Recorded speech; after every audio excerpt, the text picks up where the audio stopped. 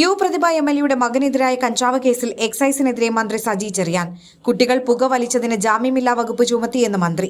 FIR താൻ വായിച്ചതാണെന്നും അതിൽ മോശപ്പെട്ടതായി ഒന്നുമില്ലെന്നും മന്ത്രി പറഞ്ഞു. കൂട്ടം കൂടി പുകവലിച്ചു എന്നാണ് എഫ്ഐആറിൽ പറയുന്നത്. മോശപ്പെട്ട കാര്യം ചെയ്തെന്ന് പറഞ്ഞിട്ടില്ല. പുകവലിക്കുന്നത് മഹാ അപരാധമാണോ എന്ന് മന്ത്രി ചോദിച്ചു. താനും പുകവലിക്കുന്നയാളാണെന്ന് മന്ത്രി പറഞ്ഞു. പുകവലിച്ചെന്ന എഫ്ഐആറിലിട്ടു. അതിനെന്തിനാണ് ജാമ്യമില്ലാ വകുപ്പ് ഇടുന്നത്? കുഞ്ഞുങ്ങളല്ലേ, അവർ വർത്തമാനം പറയും, കമ്പനിയടിക്കും, ചിലപ്പോൾ പുകവലിച്ചു. അതെന്താണ്? വലിച്ചത് ശരിയാണെന്നല്ല, ചെയ്തെങ്കിൽ തെറ്റാണ്. പ്രതിഭയുടെ മകൻ ഇങ്ങനെയൊരു കാര്യത്തിൽ കൂട്ടുകൂടി. അതിന് പ്രതിഭ എന്തു വേണം? അവർ ഒരു സ്ത്രീയല്ലേ, ആ പരിഗണന കൊടുക്കേണ്ടേ? അവരുടെ കുട്ടിയെപ്പറ്റി അനാവശ്യം പറഞ്ഞു കാണും, അതിന് പ്രതികരണം നടത്തി കാണും. അവരൊരു അമ്മയല്ലേ, സ്വാഭാവികമായി പറയുമെന്ന് മന്ത്രി പറഞ്ഞു. ഒരു കെട്ട് ബീഡി വലിക്കുന്ന ആളാണ് MT വാസുദേവൻ നായരെന്ന് മന്ത്രി സജി ചെറിയാൻ പറഞ്ഞു. യു പ്രതിഭ നിയമസഭയിലെ മികച്ച സാമാജികയാണെന്നും അതാണ് പ്രതിഭയ്ക്ക് പാർട്ടി വീണ്ടും അവസരം നൽകിയതെന്നും മന്ത്രി പറഞ്ഞു. കേസിൽ ആദ്യമായിട്ടാണ് പാർട്ടിയിൽ നിന്ന് പ്രതികരണവുമായി ഒരു നേതാവ് രംഗത്തെത്തിയിരിക്കുന്നത്.